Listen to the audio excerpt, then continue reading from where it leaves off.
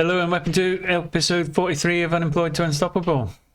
A couple of developments since the last episode. We've made one more transfer to the squad. There was a bit of tomfoolery around wages and we had to delay it a few weeks, but we got Sean Dunn in from Shamrock Rovers. It's kind of a backup striker slash support to Joe Maggs up front. I think you can see from there his stats in terms of technique and finishing, and even his physical are pretty good. So he's looking like he might be one for the future. At only 20, he could be a Millwall striker for years to come. We did try and move on a couple other players. So Hugill we offered out, and he had AFC Wimbledon offer him a contract, but he wouldn't take it and wouldn't go. And likewise, we've been trying to get rid of Jamie Patterson all window, but he wouldn't go. The deadline's passed now, so there'll be no more movements. So that being said, I'll move to the first of two league games in this episode.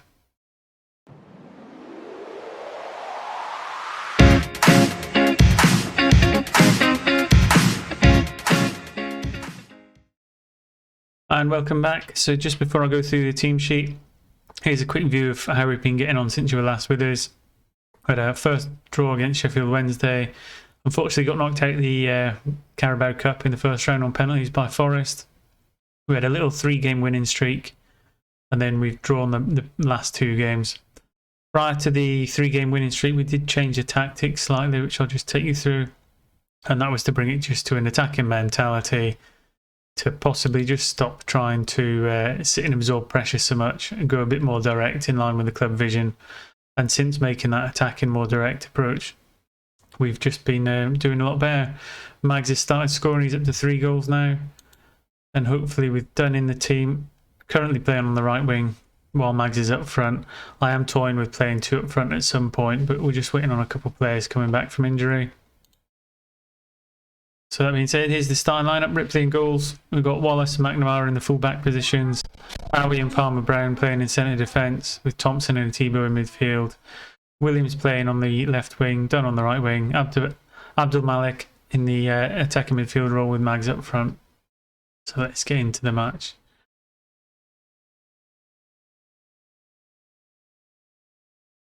Just get through the team talk and we'll see how we're going to get on. I think the media have been giving us credit lately. Although when you look at the media prediction for the league, it's still got us down as 150 to 1 tip to finish second bottom. We're not anywhere near second bottom at the minute, and our results have been going all right. I actually think the transfers we made as well have improved the squad. So I'm not really sure how they calculate the media prediction score. I just don't think it's particularly accurate in our case, but there you go. Long ball over the top to Maggs, then he breaks through one-on-one with the keeper, but the keeper makes a great save, and that was Dunn and Maggs combining for the first time really since Dunn signed. Since signing Dunn, actually, I've dipped into negative wages. Unfortunately, a couple of players have hit international cap milestones where their wages have gone up, and we're now currently spending $5,000 a week more than we're meant to be. So that is something I'm definitely going to have to address in the January transfer window. There are a couple of players I have my eye on moving on. I just need to find bidders for them so we can get rid of them. We've also got about 8 or 9 players away on loan who are high potential players that we can probably bring in for next season. So the future's looking bright at the minute. I was saying we've got a chance at the minute. Although Forest have come away with the ball, breaking down our left wing. No silly challenges. But there you go. You could see it coming. There was no one in the middle of the box. They just had to shepherd him out. Stupid tackle, and we've given away a penalty, which is going to put a dent in our current form. So there we go, 1-0 down. Good form, 6 games unbeaten. Has kind of come to an abrupt end as it stands. We've still got time to get back in it because it's only just before the 15th minute. So we just need to make sure we don't dwell on it too much and we can bounce straight back and get some chances of our own. Previously, I mean, the last couple of games we've been averaging close to 20 shots per game. So we've been looking a lot more threatening than we did in the first 2 or 3 games. Hopefully we get to see some of that in this episode. Although Forest are a a good side, so we might struggle a little bit. Another benefit of bringing Dunn in on the right-hand wing is Atibo can drop back into the centre of the park, probably where he's more effective.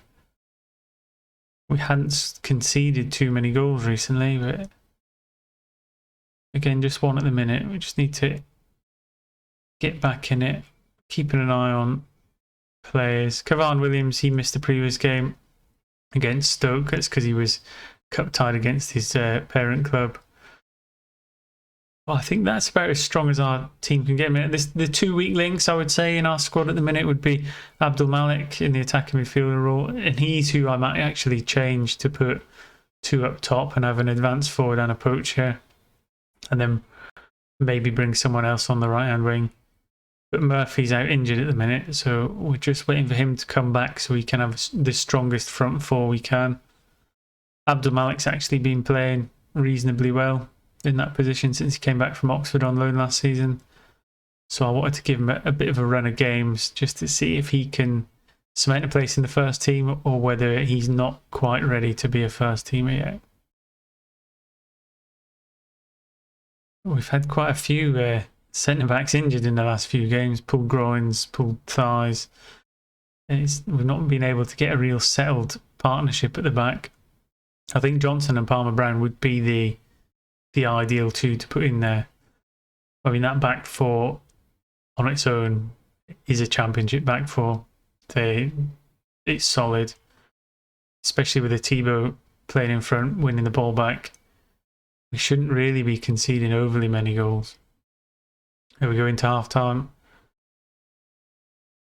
XG is significantly different, but I mean, when you get a penalty, your XG leaps up massively anyway. I think I'll see something else in the second half. I'm not going to agree with the assistant on this occasion. And again, let me know in the comment section if your assistant always gives you the right information, if sometimes he gets it wrong. I've had it massively where you follow what he says and the dressing room just gets angry. So it's definitely worth reading and making your own formulation of what you think you need to do. Williams having a bit of a stinker of a game. What we might do is we might try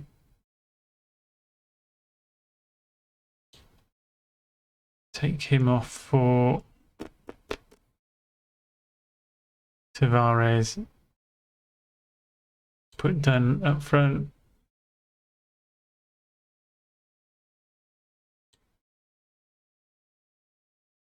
And we'll go two up top. I can make it work. There we go. So an advance forward. He's normally better in a poacher role. That's what we'll give him. We'll see if we can get back into the game that way and give Dunn a chance to play in the position he was bought for. But Williams having an absolute stinker up front.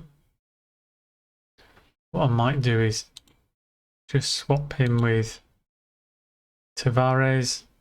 Just transfer them one side to the other and see if a change in who they're playing against can upturn their form slightly. Only 1-0 down, half an hour to go. Okay, we'll just sprinkle on a little bit of encouragement and see if we can get back into this game. Chance for Forest from a free kick. Managed to get away initially, but they've got a chance to deliver it back into the box. See how this plays out. Hopefully, close. Thankfully, it didn't come to a goal because I think we've still got a little bit of time to get back into this. A couple of players not playing particularly well. I mean, Williams is having a stinker. I'm going to have to get him off. Not Tavares. Let's get Williams off and put probably Hugo.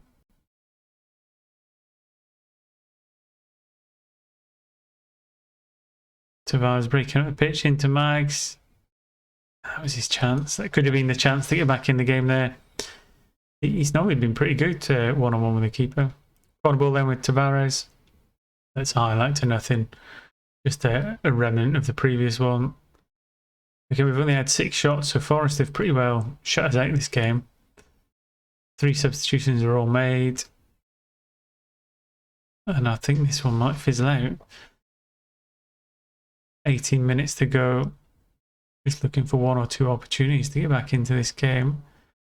Another chance for Forest by looks of it from a throw-in. Unless we can nick the ball and counter quickly. And we've got it with Ripley. We've got two up top. Can he find one of them with a long ball? Out to Tavares. Into Thompson. Runs with it. Into Hugo. Can he find the man? Into Dunn. Tavares. And yeah, we've got back on level terms with just over 15 minutes to go. So the changes have made an impact. Tavares coming on. Dunn was in there as well, playing up front in that poacher role. We'll just see if we can either nick another or keep it tight for the last 15 minutes. Although Forest looking to respond immediately. Work the ball to the edge of the box. Good save. Again, no silly tackles. We don't want a repeat of a penalty. So there we go, back on level pegging. Maybe our little unbeaten run can continue a little bit longer. I've been really impressed by some of the Millwall players, and I think we've built a squad that can develop and go on a little bit. With the players we've got out on loan, coming back after a season of experience in and around this league, we could, I think, start pushing up towards the upper half of this league. And don't get me wrong, we are still hamstrung by the wage budget because, I mean, Newcastle in the Championship are paying £1 million a week on wages, whereas we're at 250,000. Looks like Mags has picked up an injury, so we might not be able to stick with this two up front for long. So we'll probably go back to the attacking midfielder for the next match. 4 minutes of injury time. Just see if we can just get them through this last little bit. 2 minutes of injury time to hold on. Good little comeback against the big side away from home. And again, it's the 1 point that you get away from home and the scrappy ones where you don't play particularly well, but you get a point. They're the ones that make a difference come the end of the season. And that is a great little boost for the squad morale as well. So you go 9th in the league as it stands on 14 points, 5 points off the top, 7 points off relegation zone. I'll click through and get ready for the second match of the episode, so stay tuned and I will see you shortly. And welcome back for the second of the two matches. We're at home to Watford, who are second in the Championship and one of the high flyers and favourites to get promoted to the Premier League. Starting lineup today is Ripley in goals, Wallace, Johnson, Palmer, Brown and McNamara playing across the back four, Tavares and Thompson playing just in front, although I think I'm going to make a change in a second. Williams on the left, Atiba on the right, Abdulmalik and Dunn coming in for the injured Mags. The change I want to make actually is Imam Yagne, who we got on loan from Everton, hasn't really had a chance to show what he can do yet. So I'm thinking of just taking Abdulmalik out for a game, putting Yagne in there, and seeing how he can do. And obviously, if it's not going well, I can make a substitution at half time. But I was getting a bit of a row from Everton of not giving him a game, so I really need to see what he's like, and he might be able to just give us a little bit extra impetus in the middle of the park. He's a natural Mazzala, so he usually plays just behind that attacking midfield role. But as we've learned from previous seasons, rotation is key, keeping your players fit, and we need to let players like Yagne get in there and get some game time.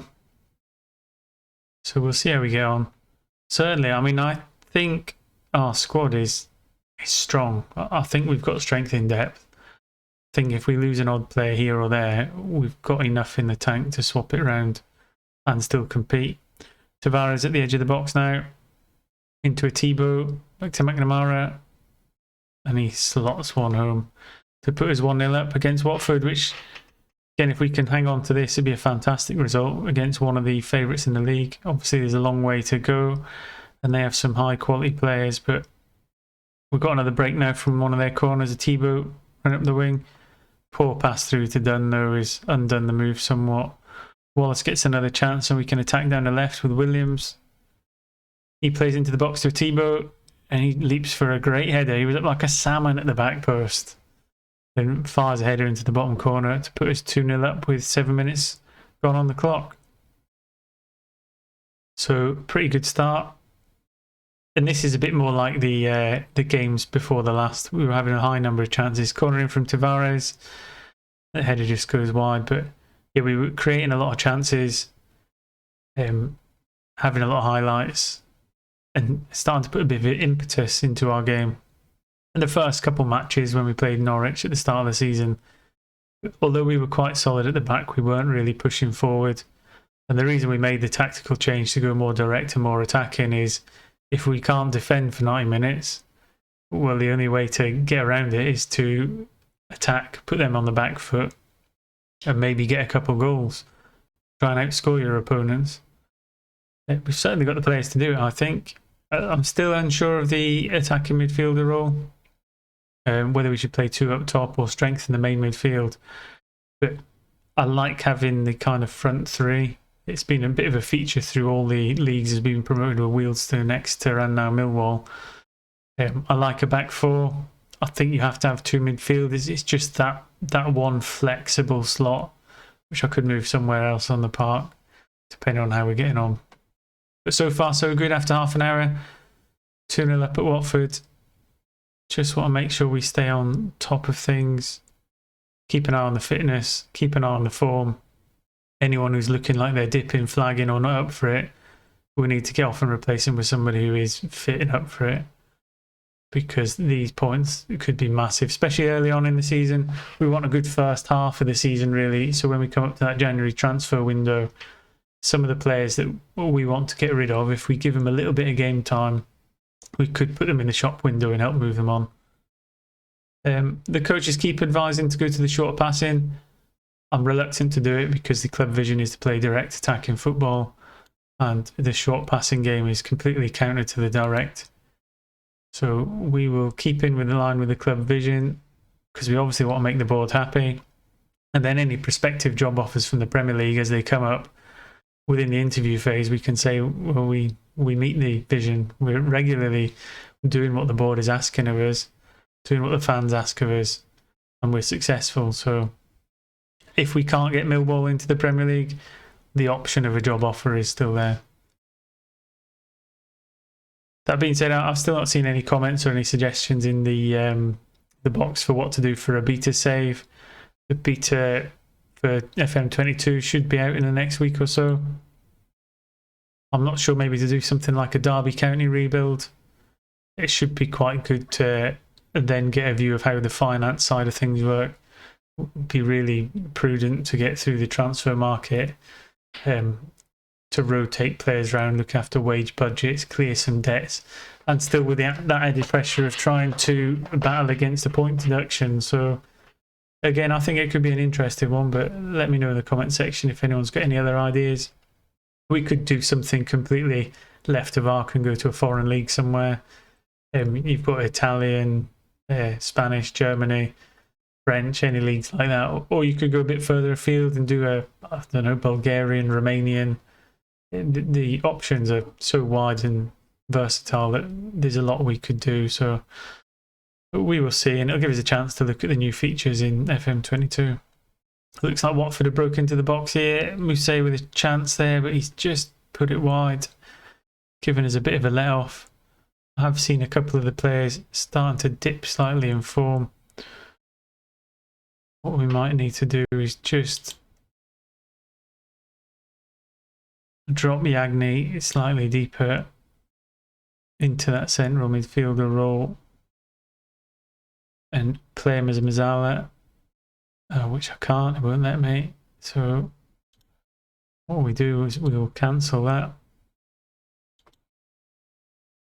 So I'm not sure why we can't use the Mazzala role. I will have a look afterwards. Just let this highlight play out. We might have to make a slight change because they're starting to get on top.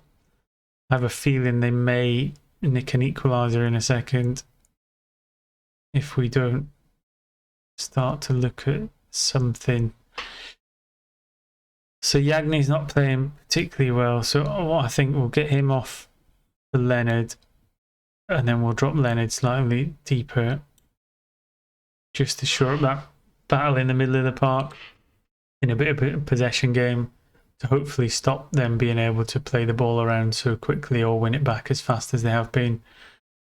I'm not saying Yagni had a bad game. It's the first time he's made an appearance for us, and certainly he's got a lot of potential. So looking in terms of if he got let go by Everton, for example, he might be somebody we could sign and keep long term. So 8 minutes to go, still 2-0 up.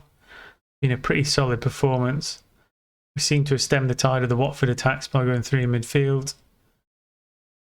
Hopefully we can just see this one out, grab these 3 points. This will make it, I think, 8 games unbeaten, which at the start of the season after the first game or so I was unsure. But yeah, I'm really happy with that core unit there. And the front three. I mean, the squad I think is fantastic. And again, let me know if you can identify someone you think might be a weak link, whether you agree with me or disagree with me. Chuck it in the comment section. We can always have a discussion and see what we think. But yeah, 4 points from the 2 games. I think that's in terms of an episode, I think you can't get much better than that with the fixtures we had. If you'd told me 4 points from them 2 games beforehand, I'd have snapped your hand off. Let's have a quick look at the league table before we disappear, and then a quick look at the schedule. So there we go, 6th place, just occupying one of the playoff places at the minute in terms of schedule. And when we'll come back and see you again, I think we'll probably look to Huddersfield QPR, so the end of November. That'll then settle nicely for a couple games in the January transfer window. So yeah, thanks for watching. Stay tuned. If you enjoyed it, stick a thumb on it. If you want to make sure you don't miss any episodes, please subscribe. If you don't like it or you don't want to subscribe, don't hit them. Otherwise, take care and I'll see you soon.